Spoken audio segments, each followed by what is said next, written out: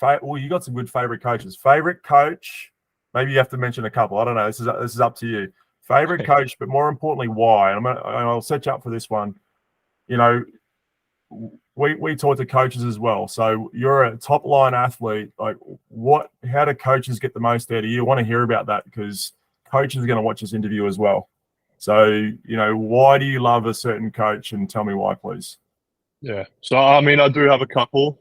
There's obviously my dad. Yeah. Was massive, and he's understands the game of basketball unbelievably well.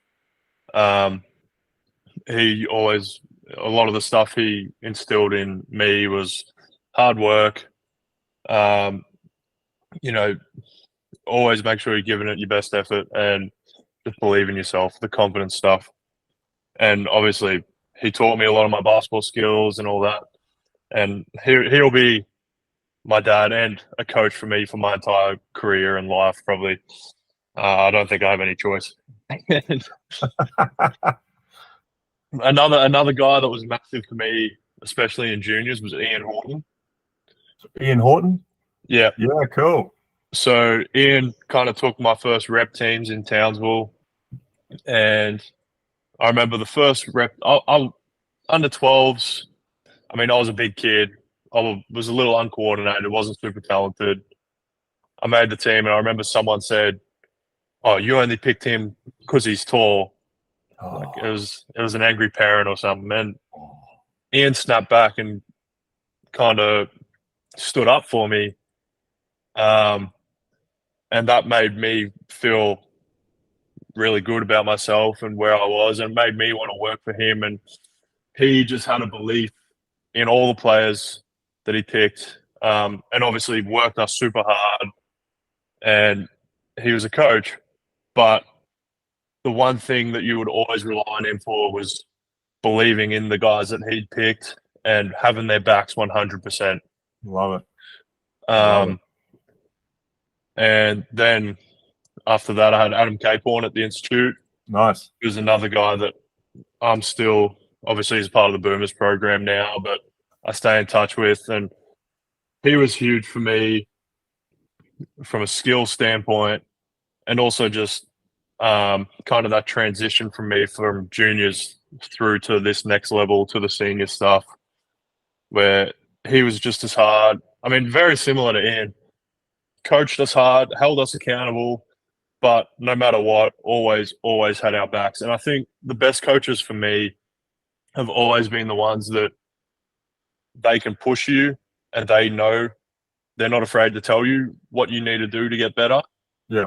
But then, you know, whenever you do something well, or it might be someone making an offhand comment about you, they're always the first ones to stick up for you and stand up for you and have your back and believe in you. And, you know, some of the stuff that I was talking about that I struggle with, you know, I might miss a shot or a free throw or something. They'd be the first ones to pull me over and go, "That's a good shot. I want you to do that." And I think instilling confidence in players was such a massive thing for coaches to be able to do. And there's obviously, you hear about the crazy coaches that yell and scream, and I've had like those guys can be that sometimes, but it's never at your detriment. And it's also being able to go on the other side of the spectrum and sit down with a player and tell them, you know, what they do well, and instilling confidence in them. And then after that, the last probably, and I'd argue maybe the best coach that I've had from a basketball standpoint is Brian Goorjian. He's arguably Australia's greatest coach of all time. And having him, you know, for me, he was, as a young fella, and dad talk about him. So many of these older guys talk about him. And he's a bit of an enigma to me because he'd been in China for 12 years. He hadn't been in Australia all throughout kind of as I grew up. And then I'm at the Hawks and we get an email saying, "Oh, Brian Goorjian's going to be the new coach." Yeah, and wow. All I'd heard was stories about, you know, how hard he would run his players, you know, 2-a-day sessions.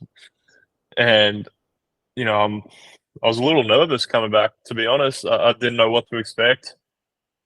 And he comes in and he's just the nicest guy. He's joking around with the guys. He's, he comes in, he's super happy. He always asks how you going. And then training starts and we go hard for the 2 hours. We work and he's on us. He wants us to get better. Training stops and it's back to, it's like we're friends again. But it's he has this ability to kind of turn it on and turn it off in his mind, where he can go for it's. And I guess it's kind of like being a player where, you put yourself in that game time mindset while you're on the court, and then once it's done, it's done, and he moves on and he's able to really coach. But I think the other thing that impressed me about him was, you hear a lot of my dad's stories about him was how many sessions they did, how hard it was. And coming back, I was like, oh man, this is going to be crazy. Like, we're going to be doing 2 sessions a day all preseason. And that's just not really how modern basketball works at this level. There's a lot more science involved about the body and how hard you should be working guys, recovery times.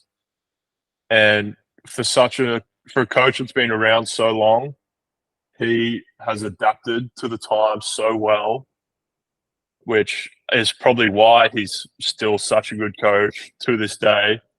Because we had a sports science guy that was our strength and conditioning coach and he'd come over and be like, Gorge, we've got to finish training. It's too much now. Gorge would finish training right there. And, the stories that I'd heard about Gorge, that was never going to happen back in the day, when that was the culture, to just go hard and for as long as possible. And I think for him, the reason he's been around so long is probably because of his ability to adapt and change with the times, and to still be that great basketball coach that he is, and why he's been so successful. Awesome. I went to a Basketball Australia coaches conference last year, so I'm a coach and want to get better, all that kind of stuff. But we're listening to a few coaches, and Gorge is on a panel of 6 really good coaches, and he opens his little notebook up. If someone else makes a comment, and he starts writing stuff down. So I was kind of listening to the person who was talking, which was had some great stuff, but I was watching him as well.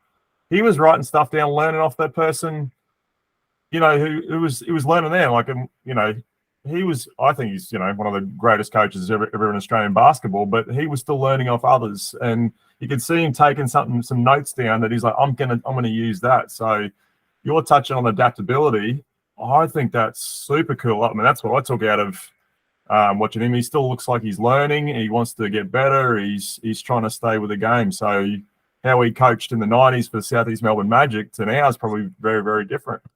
Yeah, 100%. I think you look at the best at anything, they always constantly want to learn. And I think it doesn't matter what it is. It could be a basketball player, like LeBron James. Could be a scientist. Could be someone at school. It's the ones who think they know it all generally aren't the best. The ones who know they don't know it all, the sky's the limit. Ooh. Oh, man. How good is that?